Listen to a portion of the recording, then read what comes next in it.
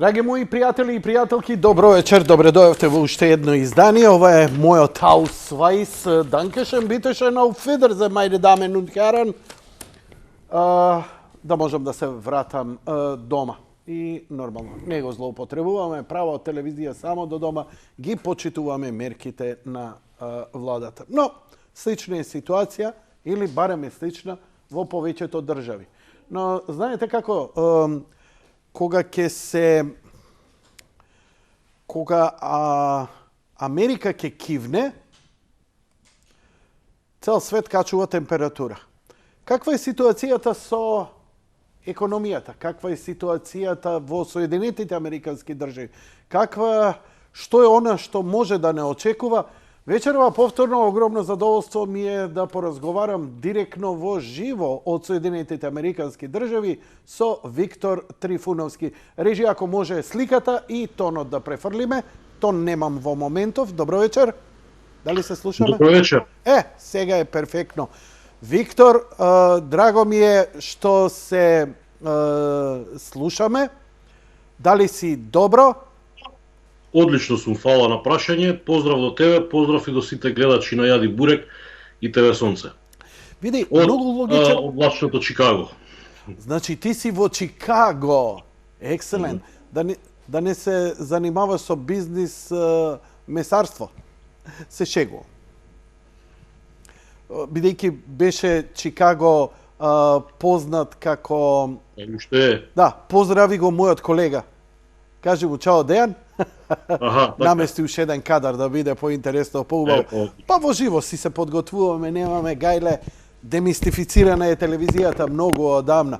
Виктор, логична последица беше навистина, знаеш, ќе беше сето она што го говореше во емисиите за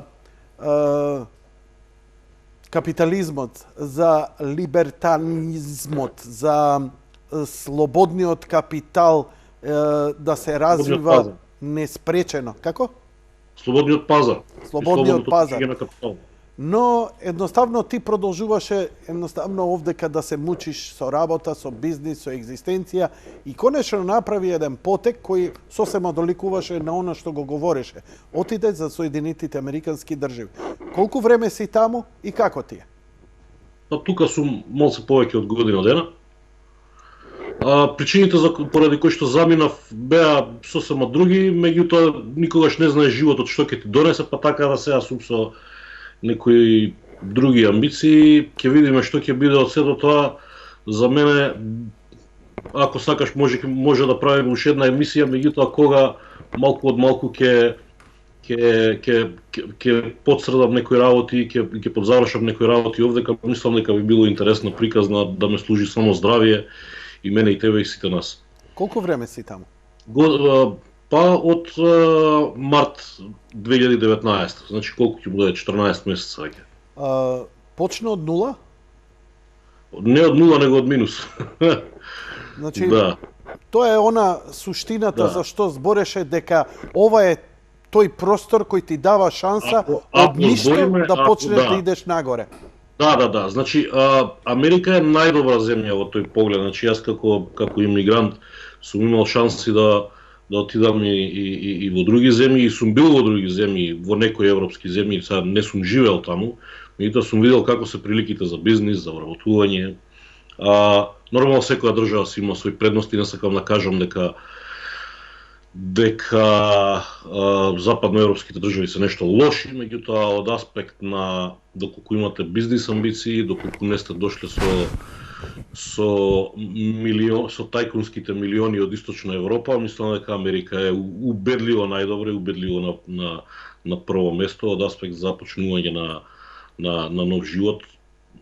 Климата е овде комплетно различно, не само поглед на економија, значи Америка е комплетно различен свет од сето она, целата наша околина која што ја знаеме, и како од, да кажам, правила во сообраќај, па се до бизнис етика. Далеко од тоа дека е се идеално, кој да дојде сигурно би препознал или би ја прозвал Америка за одредени проблеми, меѓутоа идеално општество никогаш нема да постои и останувам на она дека сепак ова е ова е најдобро место за ајде да кажам за таквите луѓе како мене. Отлично. Желам и за многу. Еве, интересна работа, само пред да почнеме за она што сакам да те прашам. Рече, тајкуните од Источна Европа што налапаа пари, ке ги обично идат на некои, нели, даночни раеви, идат Кипар, идат Франција, нешто таму своите честно заработени пари. Зошто не ги носат во Америка? Или ги носат, може би? Има и тука, меѓутоа симптоматично е тоа што ти од такви луѓе не можеш да очекуваш нов производ. Еве сега користиме Skype. Тоа е идеја и иновација на млади деца од Естонија која што е продадена на Microsoft. Значи, во една реченица спомнавме 2 или 3 бренда кои што се предприемачка иновација на луѓе кои што се збогатиле легално. Кој нов производ ти го знаеш од таа и таква група на луѓе? Види, се случило еднаш во историја, побиен, демонтиран, размонтиран и Маркс и Хегел, кои што веруваа во така наречената општествена еволуција, дека системите наводно иделе од еден во друг по еволутивен пат и дека секој нареден систем е подобар од претходниот. 1991 година беше тежок пораз за таквата идеја, односно државите, некои поуспешно, некои помалку успешно, го напуштија социјализмот и се вратија назад кон капитализам, односно пробуваат да се вратат назад кон капитализам. Не сите од нив имале некогаш капитализам, пример ние. А може би не е враќање, може би е напротив и напредок. Уште еднаш кажи? Викам, може би не е враќање назад кон капитализмот, тоа е по нивната теза. Може би идењето кон капитализмот е идење напред. Се шегувам. Би требало да биде идење напред, бидејќи наместо Хегел испадна во право Айн Ренд, која што вели дека капитализмот е врв на човековата цивилизација и нема ништо над него. Се остало се одредени типови на тирани или пак краткорочни отпори против нив. Така да што да ти кажам повеќе, се случило еднаш во историја да дел од светот се враќа од социјализам во капитализам. Тие луѓе го искористиле тој момент. Нашата приватизација беше спроведена според закон, таков како што го имавме. Точно закон. И за жал се има случајното, дали можело да биде подобро, можело, има одлични примери, многу подобри примери на тој план. Меѓутоа, што правиме понатаму? Океј, фирмата на татко ми покоен, фирмата на мајка ми и така натаму. Си ја земал некој бесплатно, ја искористил. Тоа е тоа, појел вук магарца, што викаат нашите охриѓани. Така нека биде, океј. Битна е поентата, некој кажал.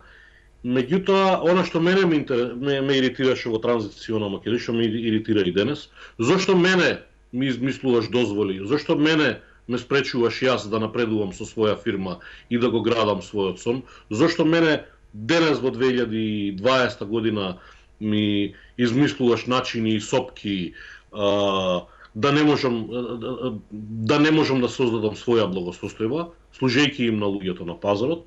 Зошто денеска пробуваш да ме ставиш во некој партиски калап или држава или да ме натераш да работам во државна фирма или во некоја тајкунска фирма која што знам како е направена?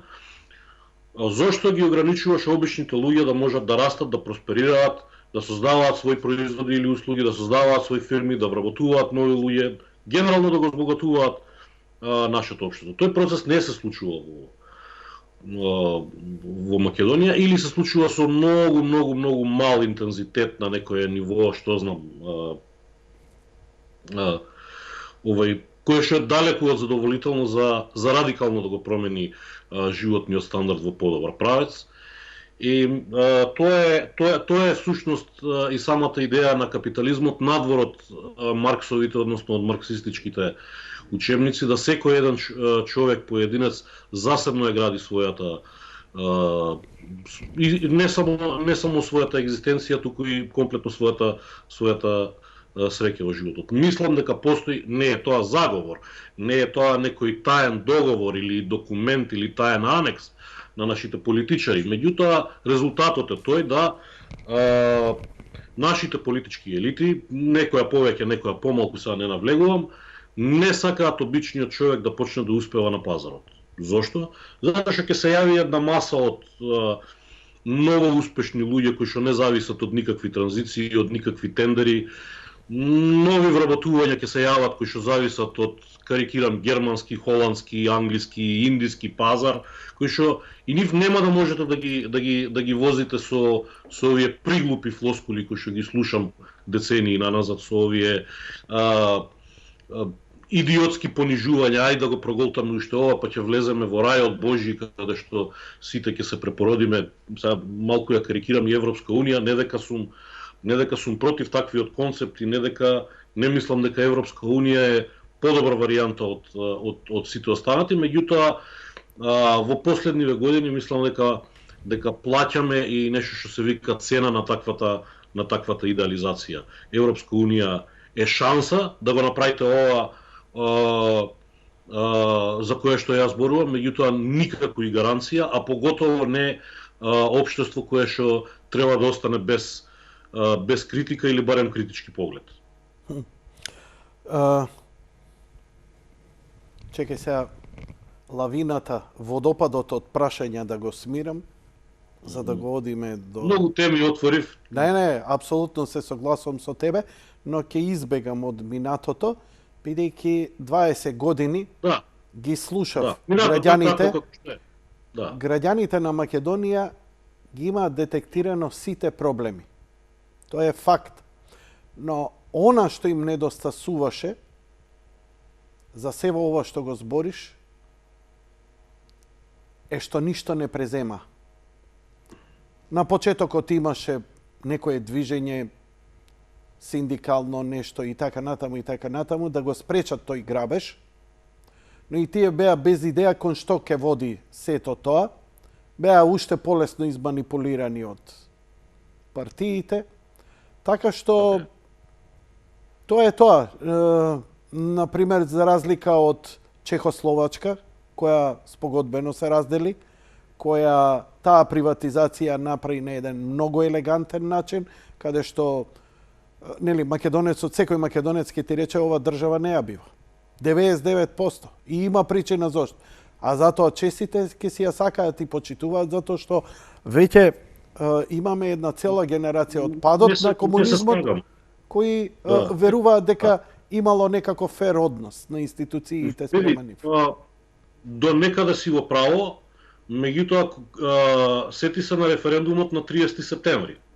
Добро.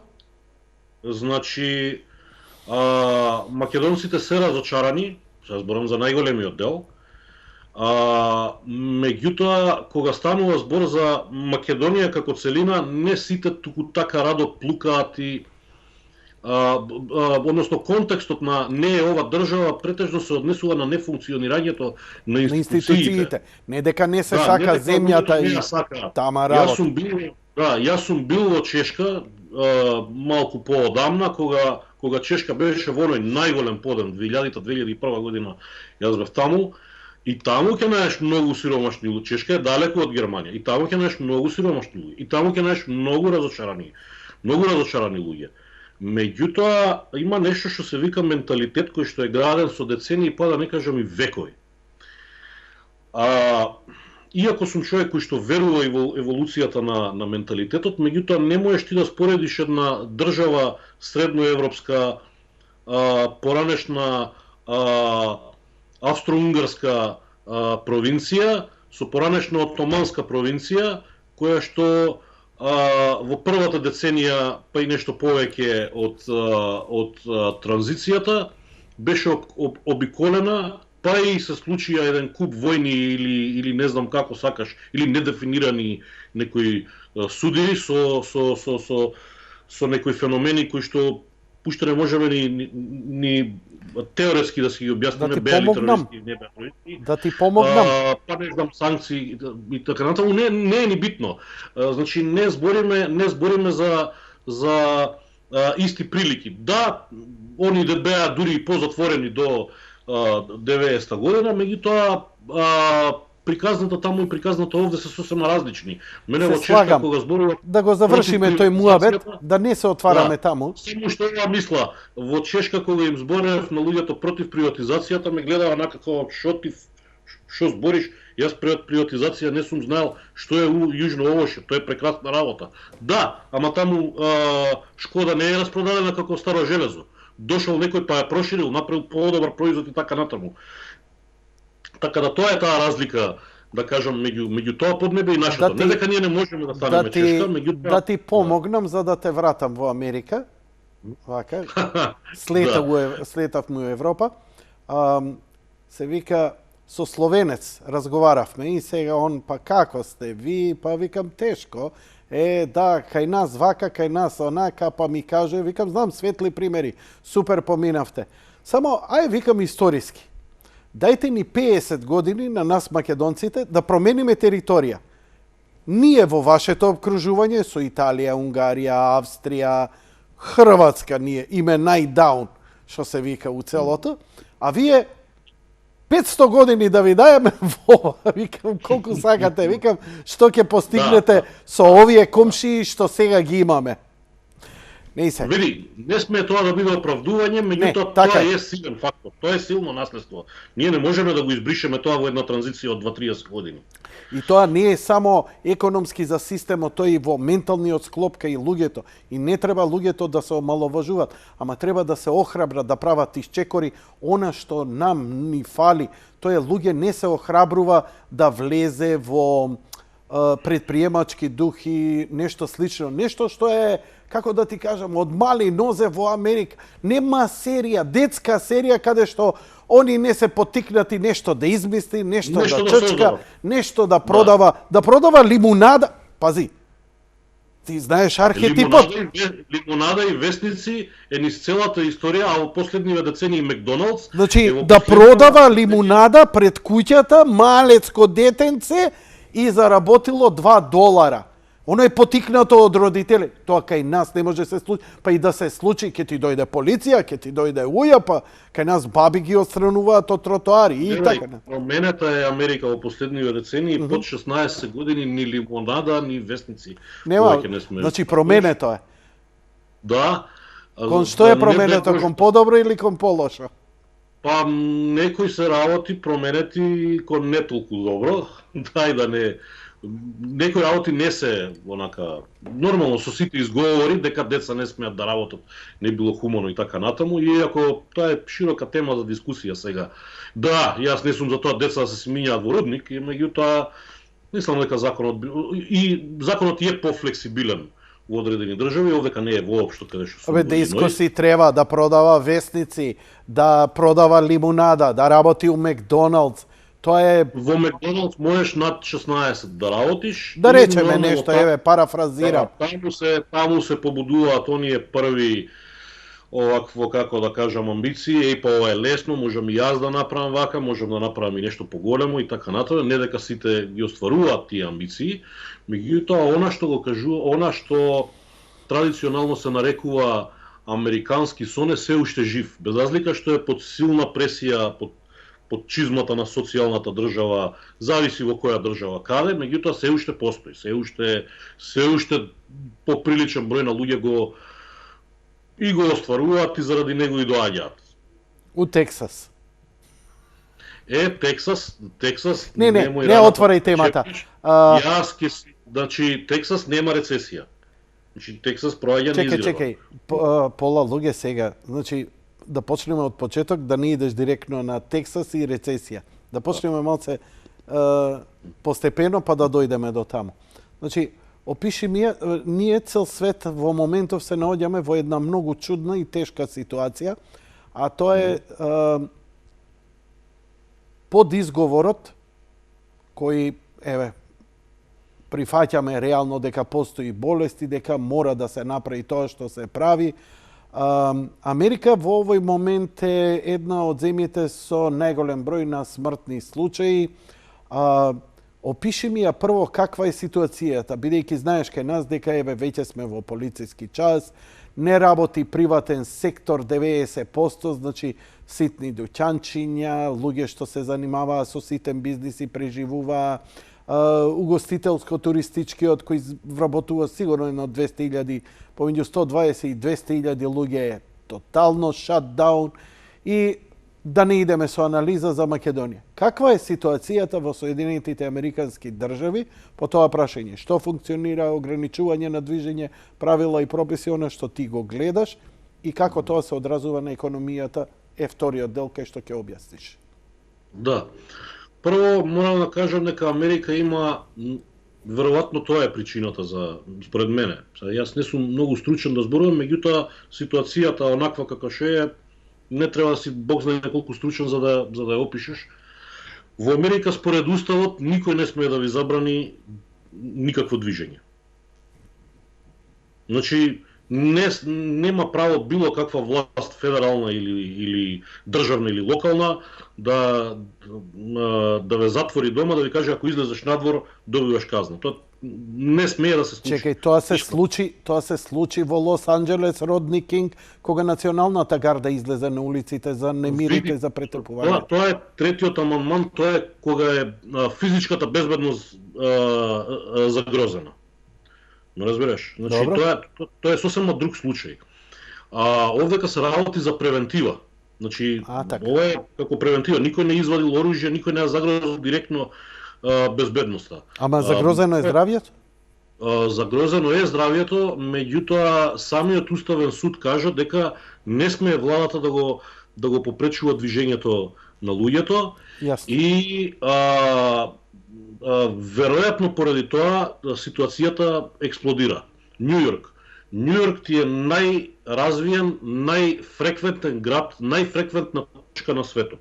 Значи, тој е финансиски центар, тој е политички центар на светот. Ајде да не кажам главен град на светот, неофицијално, ако така може да се каже. Со 4 или 5 милиона дневна фреквенција, што вон, што од внатрешноста на Америка, што надвор од неа, ти не можеш да очекуваш поинаква ситуација. Плюс тоа во Америка секогаш влада едно правило, немој лекот да биде поштетен од отровот. Немој лекот да биде поштетен од отровот. Значи да, владата ќе превзема што е во нејзина моќ, што е во нејзина игеренција за да се бори со тоа. Ама ако приватниот сектор не го полни буџетот, со што владата ќе превзема мерки? Така да, плюс тоа, во самата американска култура е длабоко врежена слободата, слободата не смее да биде жртвувана без оглед на последиците. Значи, тоа е уште од време на Џорџ Вашингтон.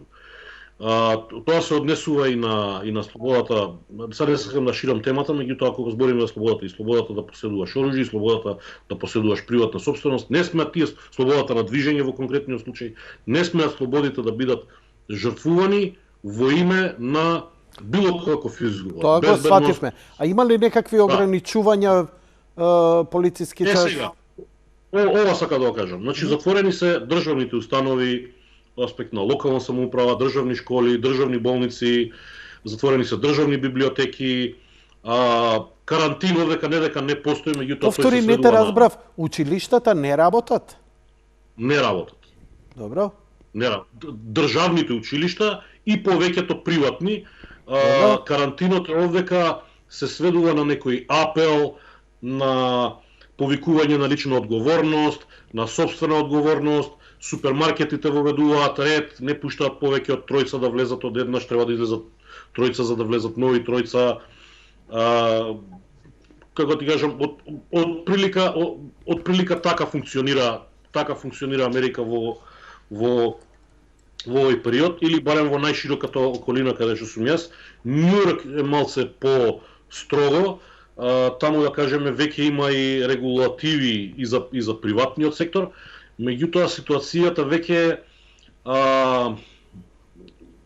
има дојдено до таа мера да има веќе 16 милиони невработени, од прилика истите сектори кои што се и во Македонија, значи угостителство, овдека и индустријата е сериозно допрана, индустријата која и онака претходно ја напушташе Америка. Заради Кина? Што заради Кина, што заради Мексико, што заради Икс работи, меѓутоа и индустријата е сериозно погодена од целокупната ситуација, така да веќе тој локдаун кој што го нарекуваат американциве, деновиве попушта, веќе се вратени на работа доста луѓе во разноразни индустрии. Овдека овие големиве езера каде што сум јас се доста познати по машинска индустрија, автомобилска, прехранбена, веќе се враќаат на работа и се најавува од мај месец веќе ослободување и на државните институции, се најавува отварање и на рестораните, можеби со некој нов режим, меѓутоа се најавува и отварање и на она што се вика локали, и на она што се вика угостителство, на она што се вика туризам, и на севкупно поголемо движење на луѓето во однос на она што е претходно. Комплетно каков ќе биде целокупниот исход од ова, се уште е рано да се прогнозира. Трамп помогна, односно се обиде да помогне со една огромна финансиска помош, која што е, ја знаеш дека сум против таквите мерки.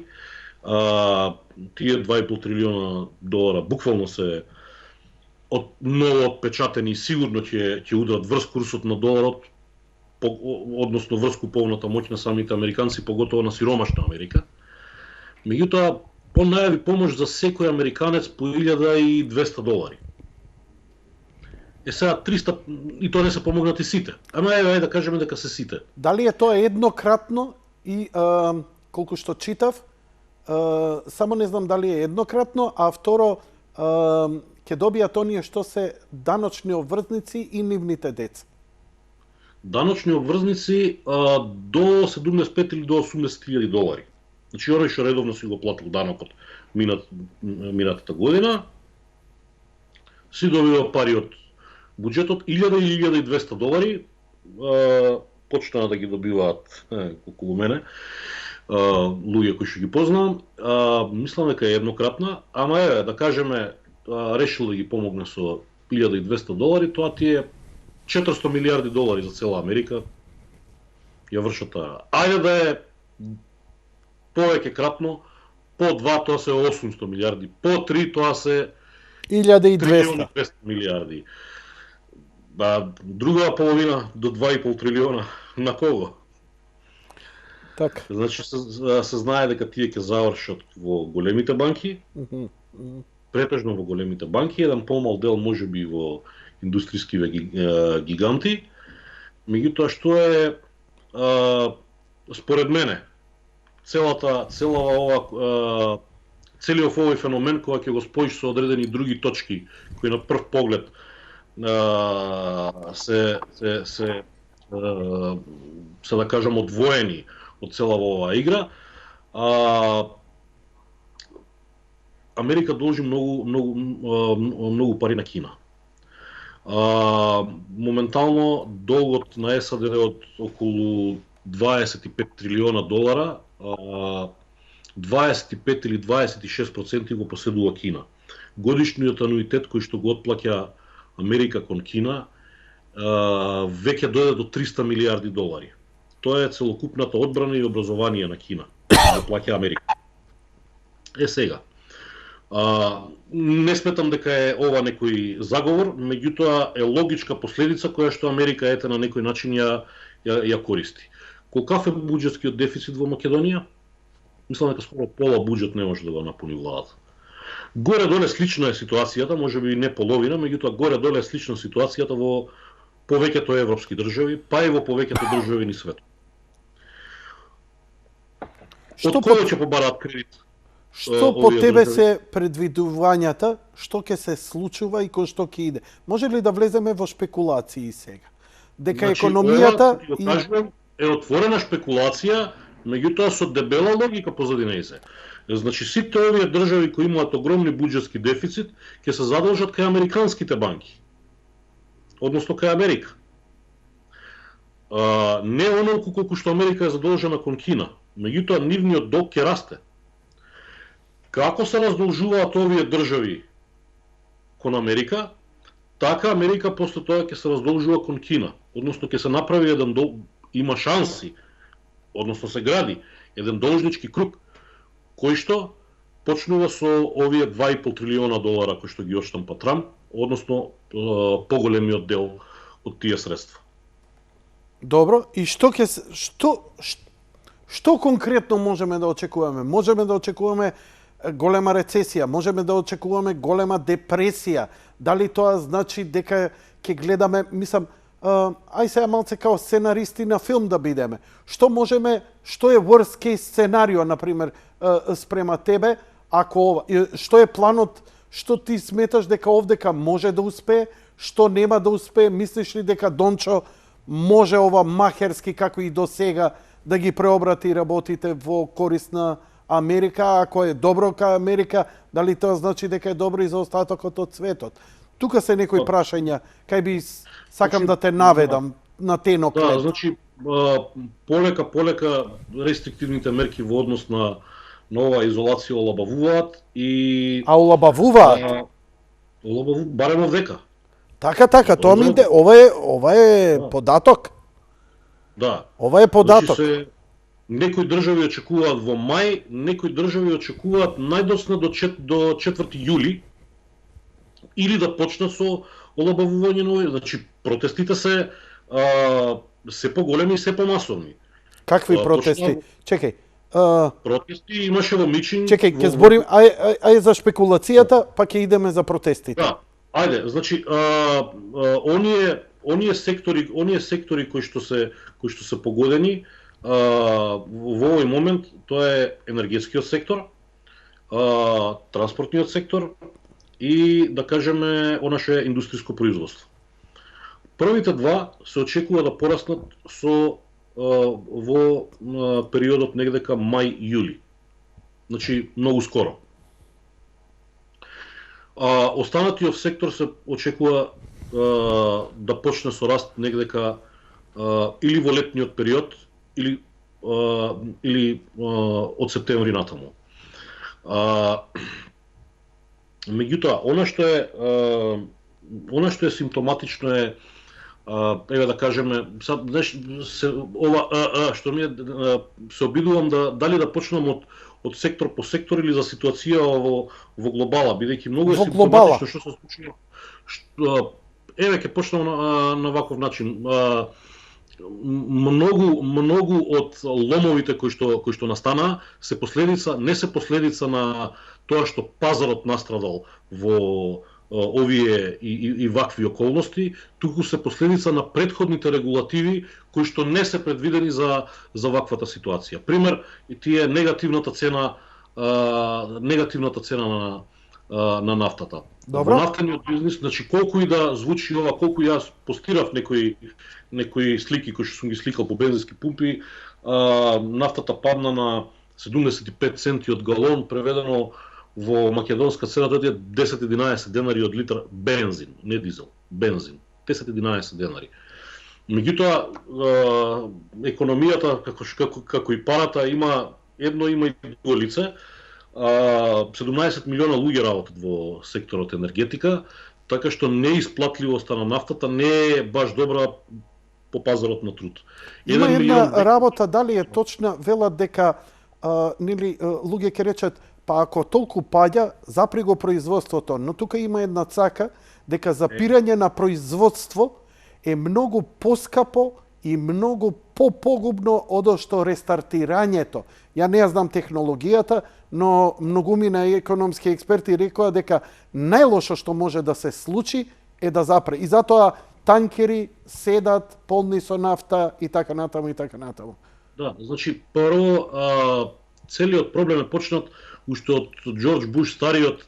Има еден закон Викс-Тейлор или Виксер-Тейлор, тоа е донесен според тие двајца овие сенатори кои што го носеле во тоа време. Имено знаеш дека Роналд Реган успеа да сруши подобар дел од економската моќ на СССР во сојуз со Саудиска Арабија, рушејќи цената на 26 тогашни долари од барел.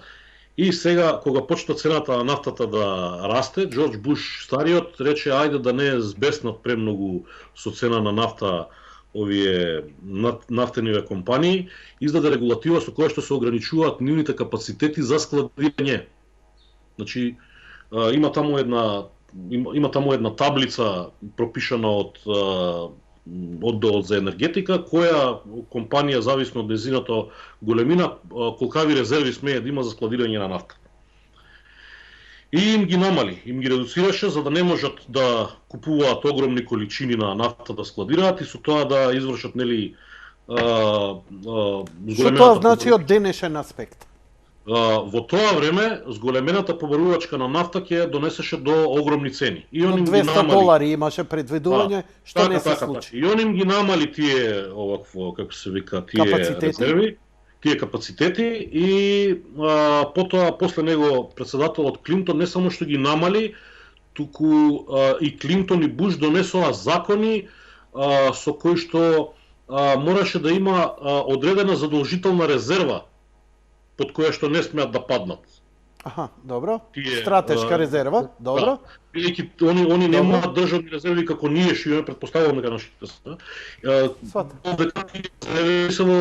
Тие резерви се приватни. За потоа во времето на вториот мандат на Буш и во времето на Обама, они ги обврзаа со задолжителни договори со снабдувачите домашни или странски, колку мораат да откупат во одреден период, во едно 3-месечие, во едно полугодие, во една година.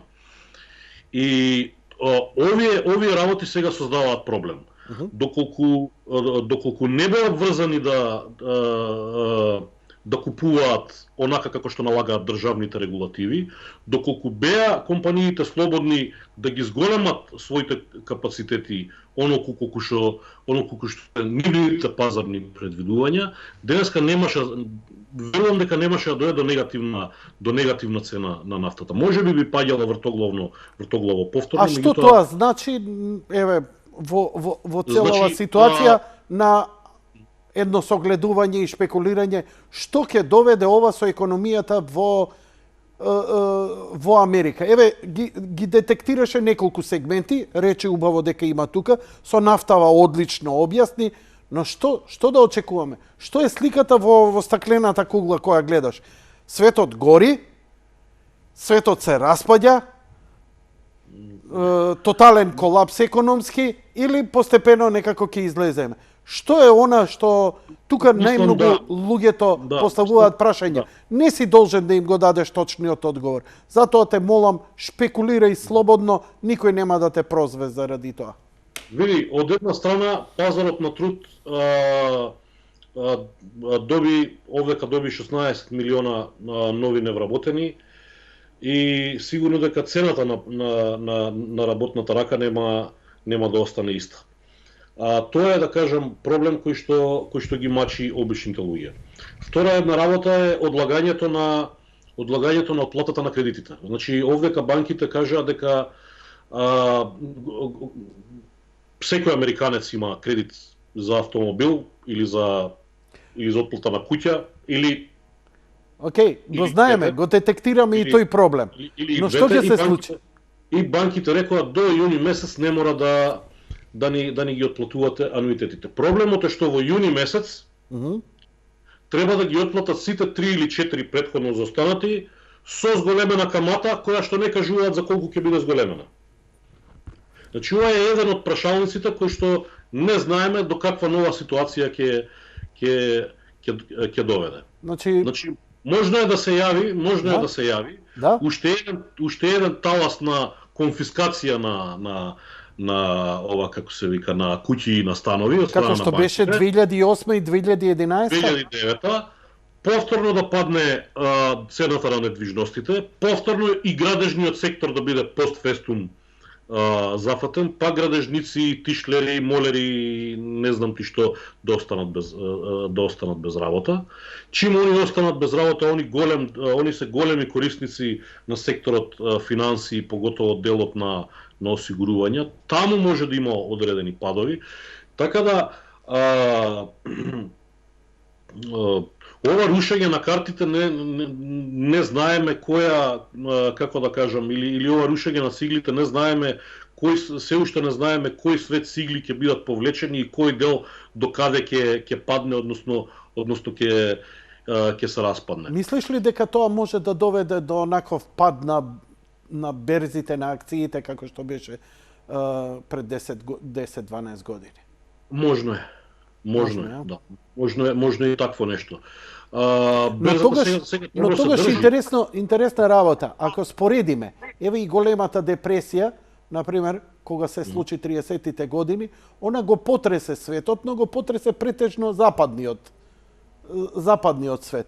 Ова ги потресе повеќето поразвиени земји, неразвиените земји како нас, полесно поминавме во таа приказна.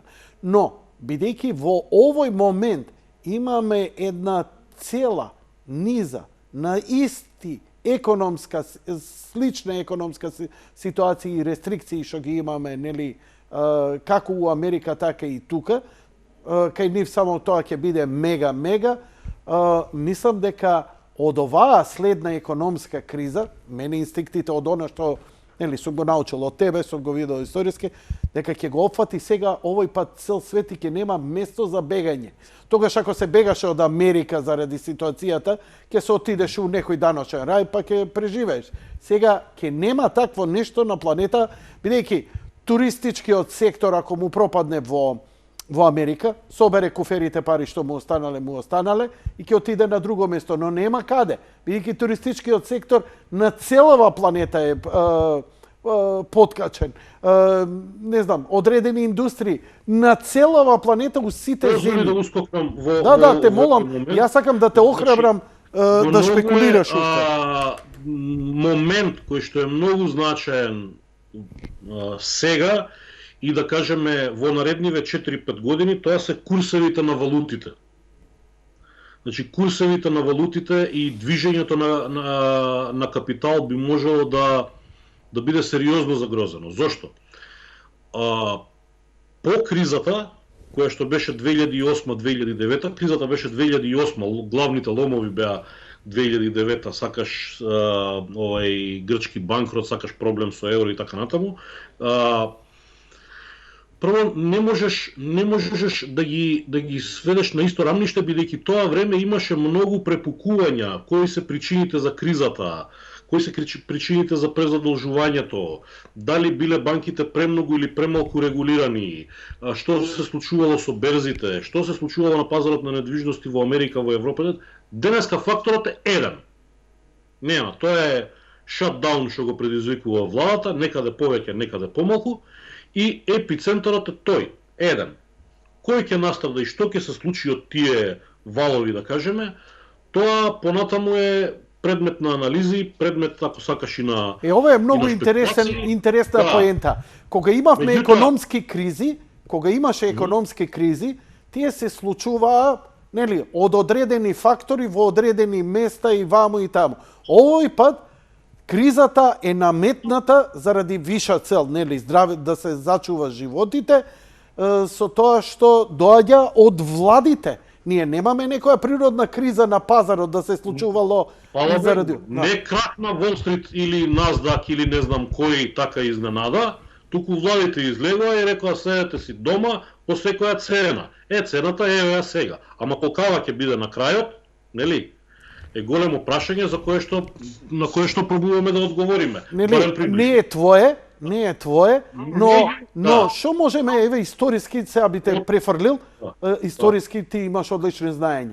Ако, еве, во Америка милион мртви, но во една голема економска криза, каде што народ ќе остане на улици, каде што ќе нема работа, каде што Америка знае луѓе да гладуваат во одредени ситуации, колкави жртвите тогаш ќе бидат и како ќе ги детектираме. Овде имаме, нели, лабораториски тест, имал коронавирус. Ајд, пиши го корона. Ама ова од што умрел? После, од економската криза. Стравот ми е мене, Виктор, дека во светов ќе умрат, да речеме, 5 до 10 милиони луѓе од, шпекулирам, од коронавирус. Но, колку ќе умрат од последиците за да се заштитиме. И сега овој ќе рече. Да, ама види, да не се заштитивме споредено со шпанскиот грип, коронавирусот ако го оставиме и ништо не пазиме, можеме да имаме до 50 до 100 милиона луѓе. Што е тоа е замката, извини, тоа е замка во која што не фатија и ја наметна изолацијата. И не уплашија. Не уплашија. Ако државата не реагира, да сите ќе бидете мртви. И тоа им успеа, да се разбереме. Ти денеска не можеш да збориш за приватно здравство дека ќе го реши овој проблем.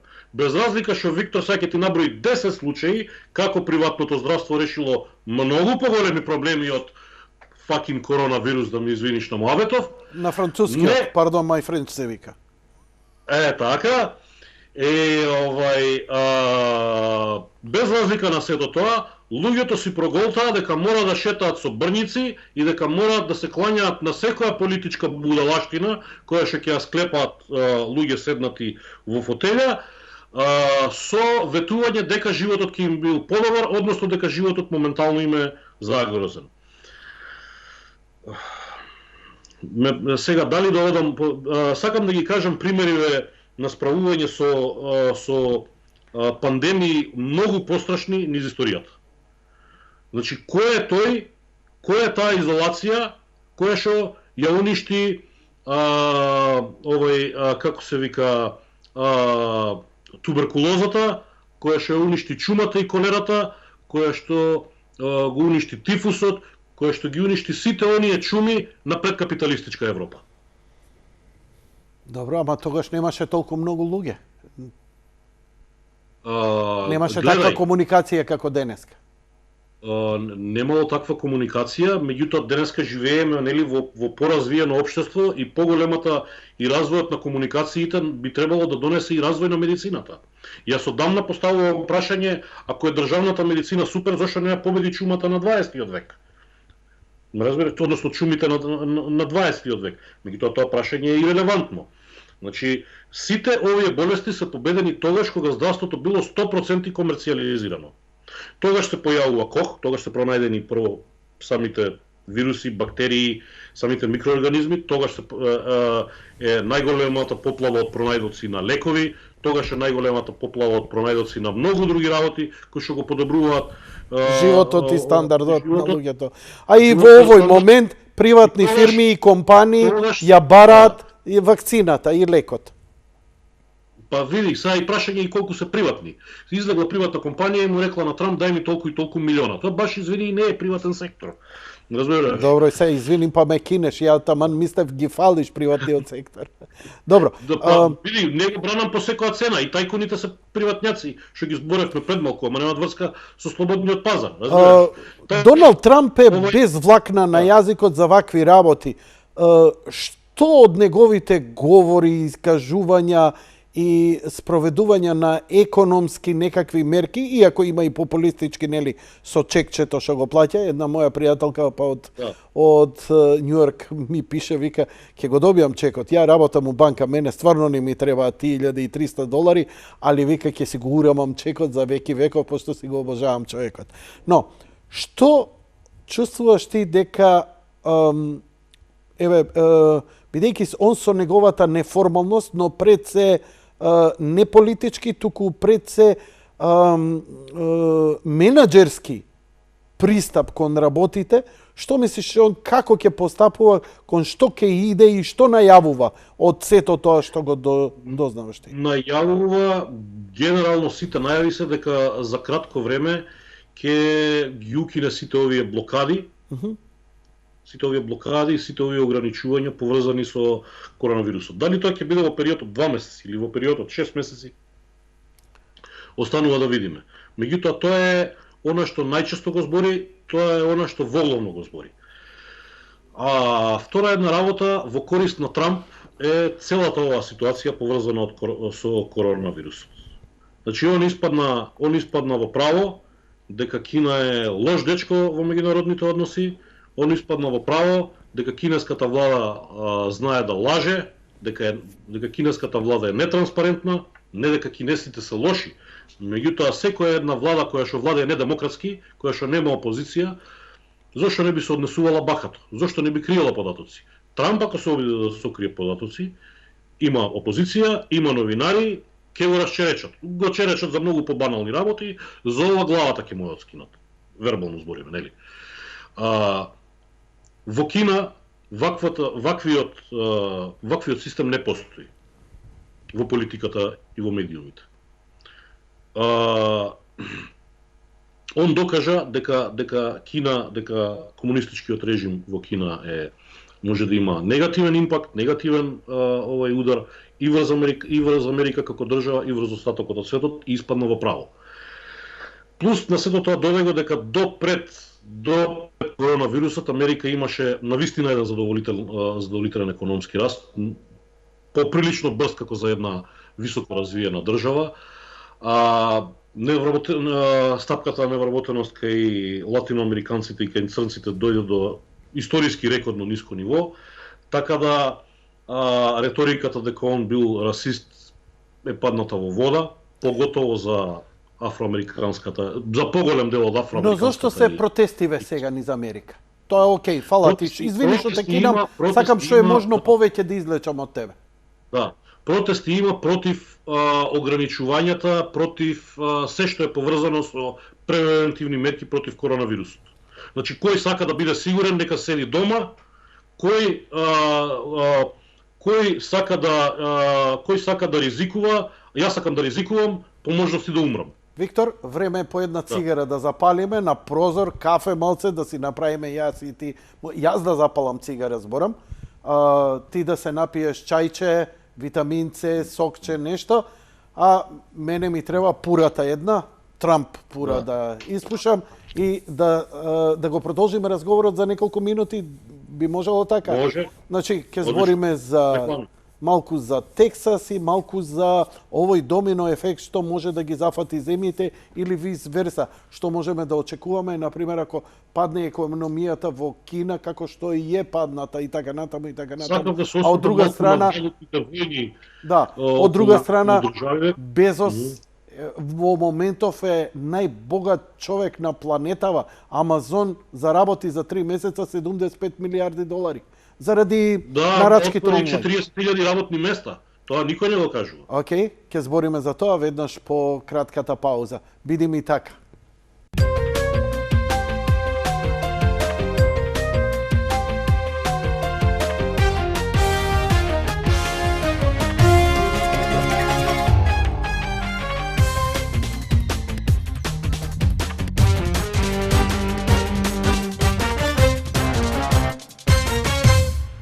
Драги мои пријатели и пријателки, продолжуваме со емисијата на линија во живо од Чикаго. Го имаме мојот драг пријател Виктор Трифуновски, човек со навистина изворедно и огромно познавање на слободниот пазар, либертарианизмот и мислам дека е еден од оние луѓе стрит смарт кои инстинктивно ја познаваат оваа проблематика и во животот се надградуваат и затоа е добро покрај секогаш научните и академските, еве да имаме и едно вакво гледање од човек кој е, како што ви реков, стрит смарт, човек кој сам себе се надградува. Секако дека ние живееме во едно чудно време кое ќе биде анализирано, верувајте ми, и со векови нанапред. Нешто вакво не се памети во историјата.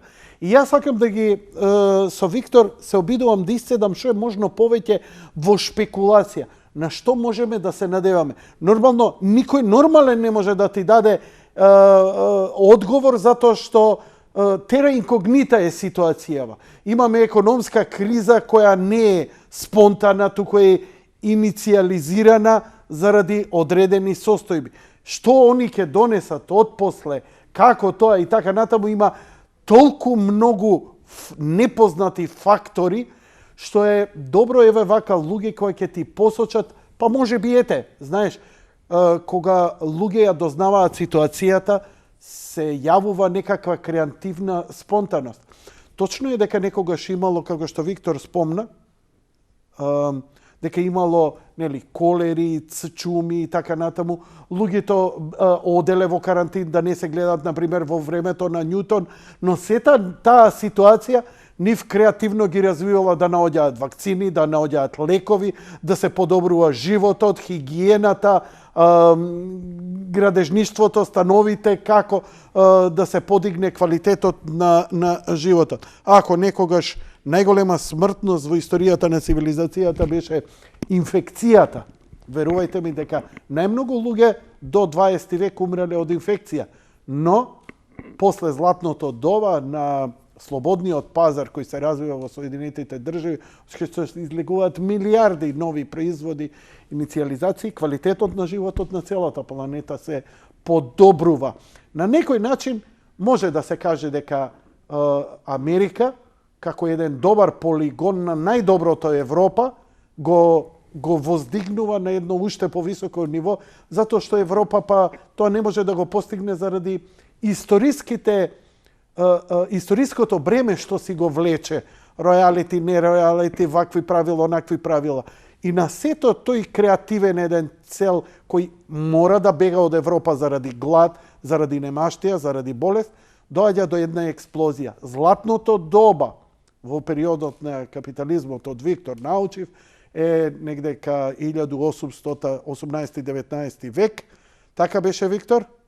Од падот на Наполеон 1814 до Првата светска војна 1914 година, последниот председател кој што се спротивставувал на таквите сили е Грувер Кливленд, на кого големите банкари му ја предочуваат идејата за создавање на национална валута долар и кога му објасниле целата преварантска шема која што денеска академиците ја нарекуваат монетарна економија, човекот бил згрозен. Ова е најбизарно нешто што сум го чул, да ги задолжуваме генерациите кои што не се ни родени.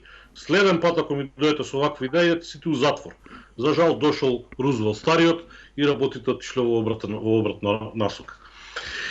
Оно што е многу интересно, така го почна сега овој втор дел, оно што е многу интересно е што фамозниот New Deal е прераскажан во позитивен контекст во сите наши учебници, кои што ги третираат општествените науки, а никој не може да свати дека после New Deal Америка е во војна секој ден. Секој ден. Скоро еден век. Значи, не можеш да кудиш Америка колку е агресивна и се однесува каубојски на меѓународен план, а во исто време да го благословиш New Deal. Не од едно со друго. Зошто е тоа? Која е конекцијата помеѓу New Deal-от и војните? Државниот интервенционизам на Кейнс, односно на неговите наследници Кейнс англичанс, односно на неговите следбеници кои што се нарекуваат кейнзијанци. Значи, кога дошле до идеја тоа дека државата треба да биде помагач на економијата, односно на економскиот раст, тоа се појавиле дилеми добро на каков начин. Ќе избетонираме, и асфалтираме целокупната држава, што правиме после тоа? Некои викале, ова е сериозно, некои викале да го срушиме сето тоа, па да почнеме да градиме од почеток. Аба Лернер, кој што го сметале за многу голем економист во 50-тите години. Меѓутоа има еден друг, кој што се вика Хенри Стимсон, тогашен секретар за одбрана во времето на Рузвелт, и кој што викал, слушај, мора да развиваме и да произведуваме нешто кое што само државата постојано ќе го троши. А тоа е оружјето. Погоди од прв пат, не ти требаат три пати, што е тоа што државата постојано го троши. Државниот долг најдобро се рециклира преку војна. Не можеш да го рециклираш, тоа е заблуда. Да, постои таква идеја, меѓутоа не можеш да го рециклираш. И државните долгови кога ќе експлодираат, ќе експлодираат не заради презадолженост, туку ќе експлодираат во следната валутна криза. Не можам да наречам валутна војна, за гледачите да ме сватат за што зборам. Чекај, па поминаа 50 години, нели имавме 2008, нели имавме 2011. Најавуваш дека ќе имаме допрва, овие се само предвестници, како што Јованчо кажа кај мене во емисија? Да.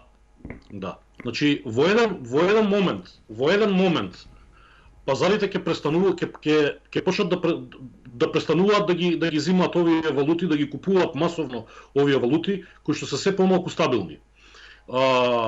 економската теорија на Џон Мајнард Кейнс подразбира дека кога ќе девалвирате вашата, така оди теоретски, кога ќе девалвирате вие вашата валута, вашето производство станува поевтино на странските пазари и на таков начин вие економски растете. Тоа е теоретски така. Во пракса што се случува? Во пракса сите ги девалвираат валутите, некој помалку, некој повеќе, и како ти ќе продаваш? Освен тоа, се случуваат и така наречени трговски војни. Ова што се случува меѓу САД и Кина денес не му носи добро на никого. Знам со каква идеја ја почна Трамп целата кампања, меѓутоа работите не одат во тој правец. Значи, кога ќе почнат валутите масовно да девалвираат, тогаш ќе добиеш масовен пат на животниот стандард и дури тогаш ќе се покаже дека долгорочно сите политички мешања во слободниот пазар се надол крок штетни, а не здрави. Значи, минатата криза беше санирана на некој начин со многу ефтини пари, со вештачко симнување на каматната стапка. Каматната стапка беше симната. Каматната стапка е цена која што вие плаќате за капиталот, што сте го позајмиле, односно ви плаќаат камата за капиталот кој што вие сте го позајмиле на банката. За да дојде до пат на каматата, за да дојде до пат на цената на капиталот, вие мора да имате огромни заштеди од капитал на финансискиот пазар за да падне неговата цена. Ова не беше на таков начин. Ова беше со масовно печатење на нови емисии на пари. И што донесоа тие нови емисии на пари? Донесоа негативна цена на капиталот, односно негативна камата. Доколку дојде повторно до криза, а ситуацијата оди во тој правец. Иди малце на десно твое, извини. На вакво десно? Да, така. Да, само малце десно. Не имаме у кадар, извините, те искинав у жарот. Ама... Да, не е проблем, ќе се радам. Значи, докаде ќе оди тоа симијање на каматната стапка? Каматната стапка создава една многу опасна илузија. А тоа е дека капиталот е непожелен. Не разбирам. Не разбирам. Цената на секое едно добро што ќе ја купиш, односно кога доброволно ќе се откажеш од одредени пари за одредено добро или услуга, тоа е реалната цена на тоа добро или на таа услуга во твојот живот. Кога ќе се откажеш доброволно од 50 денари за да купиш килограм јаболка, ти за тебе тоа е реална цена на јаболката. Разбираш? Во моментов цената на капиталот е 0% каматна стапка. Значи, што значи тоа? Тоа значи дека не ти се исплати да штедиш.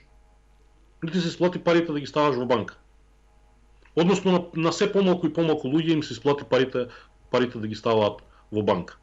Огромна количина на парите завршува на финансиски пазар и може да дојде до ерозија на нивната цена.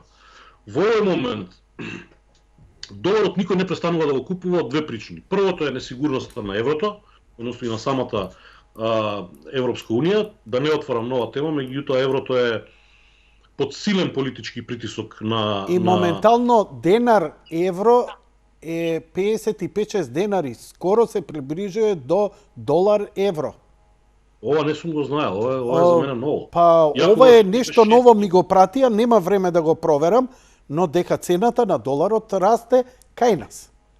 Нема време да проверам. Сега не можеш денарот да го земеш, ти сега гледаш во однос на денарот. Не, значи, гледам во однос на денарот, да, ама во однос на еврото. Не имаме фиксен курс. Денарот е врзан во однос на еврото и затоа ти ја создава ваквата слика. Аха. Значи, генерално сите валути паѓаат. Земи ја цената на златото, кое што не можеш да го печатиш така како пари, мораш да го копаш, да го топиш, да го калапиш и така натаму. Тоа не е работа за мрзливи државни службеници и затоа цената на златото расте во однос на сите валути. Расте. Валутите губат вредност. И во овој момент доларот нема алтернатива да кажеме во еврото или во јуанот, прво заради судбината на Европа како таква, односно на нејзината валута, а второ заради уште поголемата девалвација на јуанот која што ја прават кинезите. Во услови кога, значи во во таква една глобална слика Велиш ти дека кинезите намерно го рушат ова или им се руши заради падот на економијата со кризава што ја предизвикаа со корона? Кинезите тоа намерно го прават и тоа беше една од агендите на Доналд Трамп. Значи, девалвацијата на јуанот, окей, Кина да биде, да кажеме, подобра на светските пазари од нас. Ама кога ти државата ќе се вмеша со печатање на пари и девалвација на валута, тоа не е слободен пазар. Ако државата таму интервенира за производството да се сели во Кина, тогаш ние ќе интервенираме во Америка тоа производство да се сели кај нас. Значи, тоа беше она иницирачка каписла која што да, он уште на почеток бараше американските компании да се вратат во Америка, да им се дадат поволности. Така со барање, не се прави на таков начин, он воведе одредени царини кон кинеските производи, добар дел, огромни средства се влеа во Америка од Кина, поготово во првата половина на првиот мандат на Трамп. За мене сум сигурен дека ќе има и втор. Така што сега во овој момент Кина воведе одредени рестрикции во движењето на капиталот од Кина кон Америка, така да тој есат на Доналд Трамп дома и не му испаѓа баш онака како што дозволи ми уште само да ја уфрлам во оваа твоја теза, продолжи. Првата теорија на заговор која ја слушнав, дека целава оваа криза добро им доаѓа на кинезите со коронавирусот, за пад на акциите на кинеските компании, нели, од AliExpress до хемиски, бидејќи нели не можеа да испорачуваат, има локдаун и така натаму и така натаму, и тоа Кина го искористила да главните нивни ресурси кои беа брзански откупени од западните компании да се ги врати повторно во свој посет, иако не знам што тоа би значило кога имаш ти прилив од на свежи средства за технолошки развој, што ти е гајле, дали е тоа јапонски, кинески и така натаму. Светот денеска не можеш локално така да го гледаш, но теоретичарите на заговори, русофилите, кинезофилите и антиамериканците ова го извадија како теза. Види се, реално има еден таков случај, меѓутоа купени се 20 милиарди купени се акции во износ од 20 милиарди долари. Тоа е ситно борање. Што значат 20 милиарди долари за зрнце? Значи една хрватска 3 милионска ти ја дожда 50 милиарди. Што се за Кина 20 милиарди? Апсолутно. Така да тоа е како ти кажам, пренадуван феномен, пренадуван момент, предимензиониран момент. Кина има економија од 22-3 трилиона долари. Не е ни капка во море, молекула во море.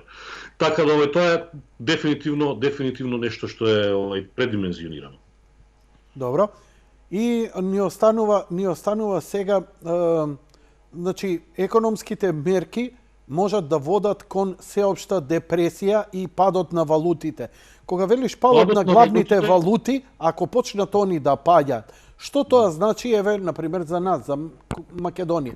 Ние онака сме, да речам, за никаде, нели, и тоа со децении за никаде. Што ова би значило за земји како нас, еве, не мора Македонија, ама воопшто за ситна Боранија која зависиме од нашиот извоз и од дотациите, например, како твоите $50 што ќе ги пратиш на мајка ти, да парафразирам, нели?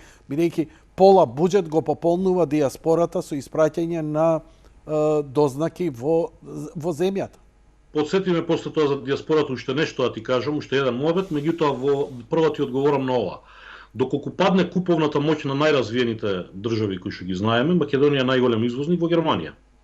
Германија се нафати да го носи тој самар, да испорачува трговски суфицити, односно од нејзина страна тоа е дефицит до сите овие земји од Источна Европа. Ние со нив имаме во трговската размена преку 1 милијарда трговски суфицит. Значи, доколку падне нивниот животен стандард, нормално можеш да извезуваш помалку таму. Ако можеш да извезуваш помалку, тогаш ти страда приливот на девизи и тогаш ги имаш сите можни проблеми зависно во која насока ќе ги насочи владата. За Доколку диаспората? А, па види, диаспората, освен тоа, ти пуштив една слика ако ти текнува на месенџер, можеш да ја покажеш? Вечерва. Да, смени можеш кадар да... режија? Дај ми широк кадар. Режија, дали се слушаме? Не, широк кадар. Студио. Океј. За да го отворам тоа што ми го испрати. Да, од на маса у којна сум го сликал. Така. Сега може мојот компјутер режија, благодарам. Добро. Се гледа? Да, се гледаат гледачите. Сирење галичко. Да. Тоа е тука, го купив од еден локален супермаркет. By the way, да ти кажам дека најголемите увозници во Америка на македонска стока се грците. Го купив од грчки супермаркет. Али не се, значи, што мислиш, кој купува најмногу галичко сирење? Не знам кој купува. Па сигурно не виетнамците овдека. Добро, азијатите и онака млечни производи не се. Да, значи повторно го купува диаспората. Така? Добро. Значи диаспората освен дознаки што друго прави? Купува македонски производи. И на тој начин не само што ја помага директно финансиски Македонија, туку го помага и македонскиот извоз, односно увоз овдека. Браво за диаспората. Добро, може да бидат поактивни во поглед на инвестиции и така натаму, меѓутоа не се беззначаен фактор генерално. Апсолутно се многу значаен економски фактор. Но да. Во Америка сега се случуваат и протести. Што тоа ќе значи дополнително во цела оваа криза? Значи имаме болеста која сама по себе бара некакви преземања на мерки кои влијаат воопшто на она секојдневно нормално живење. И ова ќе го измени светот во наредниве години и кога ќе ја надминеме болеста, после рекавери на економијата, дали ќе биде брза, дали ќе трае со години и така натаму и така натаму. Но што се протестиве, колку се масовни, кој ги иницира, како поминуваат? Кој ги иницира, баш и не сум сигурен, тоа се некои граѓански здруженија на локално ниво, меѓутоа се помасовни, поготово во државите каде што ваквите рестрикции беа условно кажано најстроги. Значи во Мичиген, имаш во Калифорнија, во Висконзин, овдека во Илиноис се протестира насекаде и луѓето викаат ние сме слободно општество, а слободата подразбира и ризик. Кој не сака да ризикува, нека се седи дома. Значи генерално тоа се паролите, тоа се барањата. Луѓето сакаат да се вратат на работа, луѓето сакаат да развиваат економија, потполно свесни дека се под ризик и со сите тие ризици не сакаат да ги жртвуваат своите слободи. Значи не се ова лудаци кои не веруваат дека вирус постои. Не се значи, луѓе кои ова се луѓе кои сакаат да го преземат вирусот со предпоставувам социјално дистанцирање, поголема хигиена. Не сакаат да го преземат, туку не се плашат во прв ред, односно последиците кои што би настанале со карантинот би биле многу според многу погубни отколку самите ефекти, односно отколку самата коронавирус.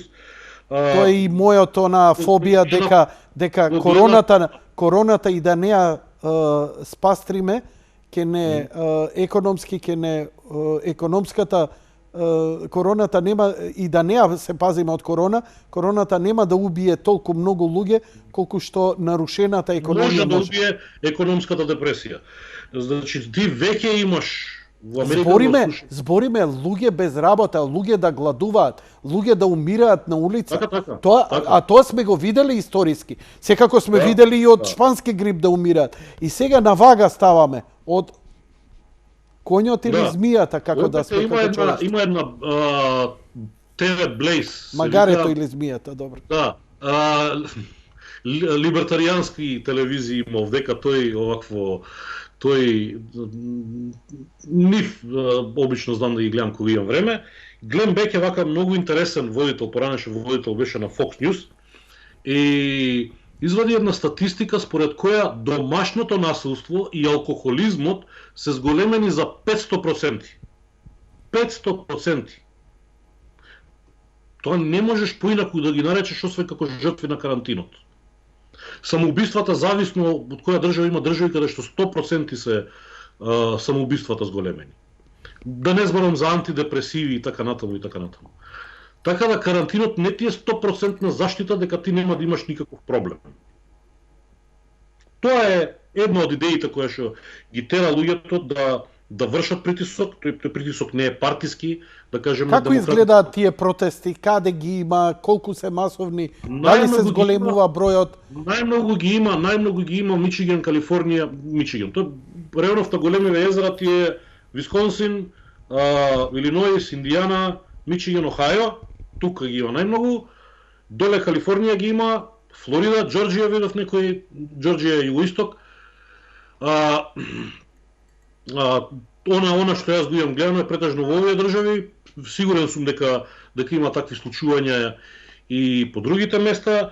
Да кажеме, движењата се од блокирање на патишта и државни институции, па се до појава на локални милиции со своје оружје. Значи, не знам колку јавноста во Македонија знае, поголемиот дел не се информирани. Вториот амандман во Американскиот устав ви дозволува освен носење и поседување на оружје за сопствена лична заштита и заштита на вашиот дом и вашите најблиски, и одбрана на слободата и демократијата доколку дојде некоја нелегитимна власт. Односно, има такви случаи кога легитимната власт го крши уставот. Имаше таков случај во Орегон. Во времето на Обама, федералната полиција не им давала на фармерите да напасуваат стока на државното земјиште. И викаат, вие не смеете да дојдете на нашето приватно земјиште затоа што е наше приватно, но ние имаме право да користиме државно земјиште, бидејќи за него плаќаме данок. Односно плаќаме данок, вие само да го чувате, тоа е наше. И федералната полиција се повлече пред демонстрантите, од кои што голем дел беа и вооружени, од причина што доколку дојде до вооружен судар, тогаш реагира Уставниот суд, и доколку се установи дека федералните институции не биле на исправната страна, одат во затвор сите. Од последниот полицаец или војник кој што отворил оружје до генерал и односно до извршната власт, освен председателот, он е имун на така Тексас нешто. ти беше мерак да го збориш на почеток. Ја би те прашал, чудно е што една плава црвена плавите беа демократи. Така? Не во демократи, какви црвени демократи од Тексас. Не. Значи, Калифорнија се црвени? Како се обележени? Демократите се црвени или плави? Демократите се плави, републиканците се црвени. Оние левите се обратно. Интересно е што во Калифорнија нели се очекуваа вакви работи као следбеници на Трамп, нема да почитуваат, они се лудаци и будали, но гледаме протести во една Калифорнија која е една од најпрогресивните држави, одлепени со сите можни нели оние новокомпоновани. Кога ќе дојде републикански председател, они се као некоја држава бунтовник. Кога ќе дојде демократски председател, Тексас и Џорџија и Луизијана се као некои државни бунтовници. Тоа се менува. Но дали ситуацијата од држава во држава е различна на економски план? Затоа што имав често пати, па и ти ми укажуваше дека американците сами во Америка го селат бизнисот во Тексас, затоа што Тексас не наметнувал такви рестриктивни мешања во Тексас нема и така натаму. Па ме интересира, прашањето мое конкретно. Каква е економската состојба со Флорида и Тексас, каде што мислам дека е главниот двигател економски на USA или не? Добро, извини. Главниот е Нью Йорк, се знае, после него следат Калифорнија, потоа иде Тексас. Меѓутоа разликата е во тоа што за разлика од Тексас, Калифорнија прима 11% од сите федерални резерви. Тексас не прима ништо. Што значи тоа? Па, Калифорнија прима многу пари за алтернативни видови на енергија, значи фабрики за соларни овие колектори, не знам, оние вртелешки индустрија, фармацевска индустрија, Силиконска долина, по тие основи она прима, производство на храна, додека Тексас е центар на енергетика, на газ, на тешка обоена металургија. Тоа се работи кои што не се автомобилска индустрија има, само за разлика од овде северот, каде што се General Motors, Ford, Chevrolet, доле се јапонскиве и корејските производители, како во Тексас. Toyota, односно Lexus. Да. А Флорида? Флорида е држава каде што Господ дал се, вака во една реченица кажано, значи имаат и природни ресурси, и прекрасна клима, и фантастично море, и прекрасен туризам, па и прекрасни луѓе, можам да кажам. Флорида е, ја викаат свинг држава, односно знае да ја менува страната. Значи понекогаш демократска, понекогаш републиканска, зависи кога како. Пресудни се таму гласачите од кубанско потекло, кои што не секогаш радо гласаат за демократите, имајќи го предвид со какво искуство препливале до Мајами. И во моментов туризмот е таму многу настрадан. Не знам она производство на риба како и моди и останати, имаат они железна секакви руди имаат таму. Од тој аспект Флорида и рударство. Да. Од производство на дрво, од производство на градежни материјали, нема што нема. Интересно. Фала ти за оваа слика и Тексас ми беше мовето. Да. Тексас, според луѓето кои што доаѓаат таму, практично никогаш немал рецесија. Како тоа? Па, како тоа? Тексас, за разлика од сите други, е веројатно иновативните луѓе од времето на Обама па наваму доаѓаат таму. Во Тексас се отвори, во близината на Далас, е отворена Силиконска прерија. Значи, овие имаат долина, овие имаат прерија. Силиконска прерија. Добро. Таму се Google, YouTube, Facebook, не знам кој све не. Овдека е Cisco, AT&T, Time Warner, така имаат своји гиганти. Од државните гиганти таму е General Dynamics што го прави F-16, овдека е South Dynamics кој што го прави најновиот F-35. Така, тоа е некој ривалитет меѓу, да кажам, Тексас и Калифорнија. Тексас е добар по тоа што нема државен данок на имот. Оној персоналец ние што го кажуваме, овдека е интересно, луѓето плаќаат персоналец прво федерален, значи ка Трамп, а после тоа плаќаат државен. Така да кога ќе се соберат даноците, знаат да бидат многу големи, знаат давачките да бидат многу големи. Во Тексас нема income tax, нема данок на приход. Данокот на имот е каде помал отколку во останативе држави. Нема данок на имот на автомобили. Јас овде плаќам данок на имот и на автомобилот што го возам. И далеку помалку регулативи има, што ја знам. Значи, тоа е причината во која не е обавезна кацига на мотор, не е обавезен појас. Битно ми е во разговорот, фала ти за податокот, но она што збориме е дека ако удри таква голема економска криза, Тексас заради своите регулативи кои се најлибертаријански ќе ги одбегне, предпоставувам, така? Или ги амортизира во амортизира. И уште ова денес Тексас е погоден. Значи званично има отидено во негатива. Производството е таму во првиот квартал минус 1,5. Во цела држава е минус 4. Меѓутоа, ова е редок пример и незабележан во историјата Тексас да отиде во негатива. Значи, званично да биде во рецесија, што е многу лош индикатор. Ама многу лош индикатор.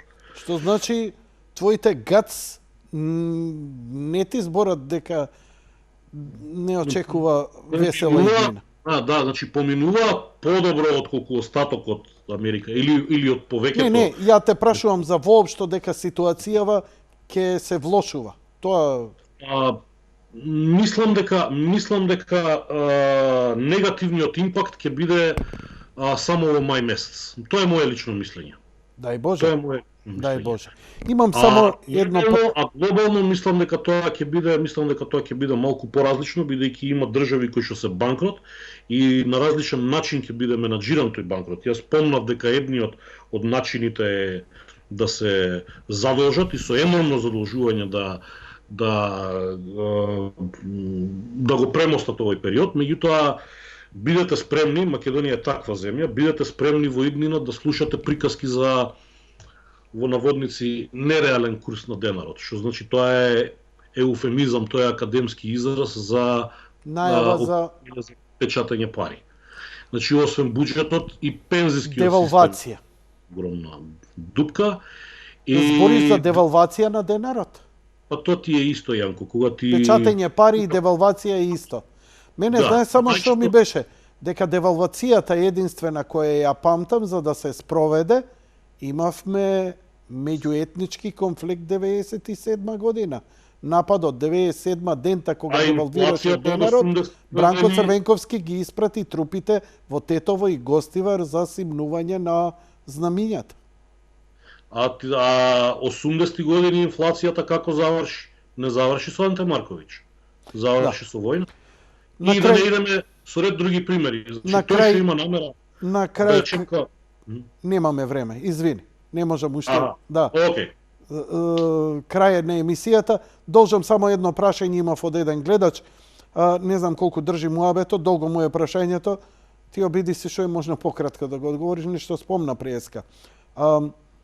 Како Америка може да излегува од тој маѓепсан круг кој што трае со години, кога е една од ретките држави, ако не е единствена, која што нема своја национална валута. Значи, државата, Соединетите држави, нема своја валута, федералните резерви се приватна печатница, која што за печатени $1 им го продава на државата USA за $1 и 10 центи. Па ме интересира твоето мислење.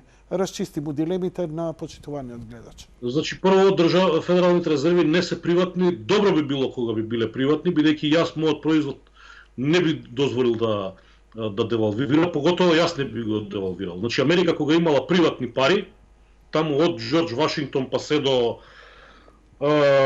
Вудро Вилсон, во Америка дошла индустријската револуција. Америка е од третокласна колонија, така ја напуштиле британските генерали, му викале на кралот дај да бегаме од тука, ова е третокласна колонија. Од третокласна колонија станува суперсила, која што влегува во Првата светска војна и победува.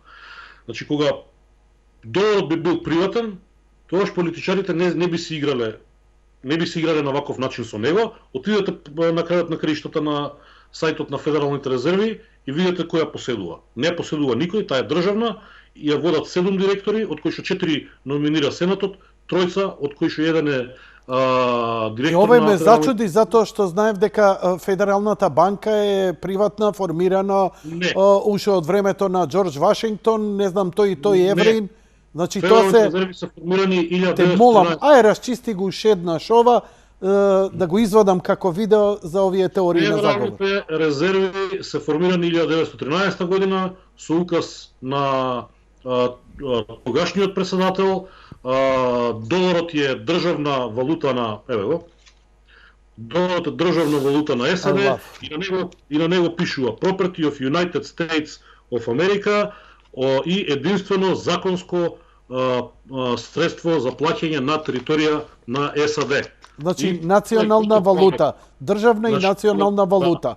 Кога пред да биде доларот, главна валута било златото, Америка имала преку 3000 валути, сите биле конвертибилни во злато, така да доколку некоја валута изгуби вредност, ти фино лепо ќе си преидеш на друга. Денес тоа не постои. Од 1913 државата комплетно го киднапира развојот на платежните средства и тоа е суштината на проблемот, што технологијата на развој на платежни средства иде многу поспоро отколку останатата технологија на потрошни добра која што ја имаме.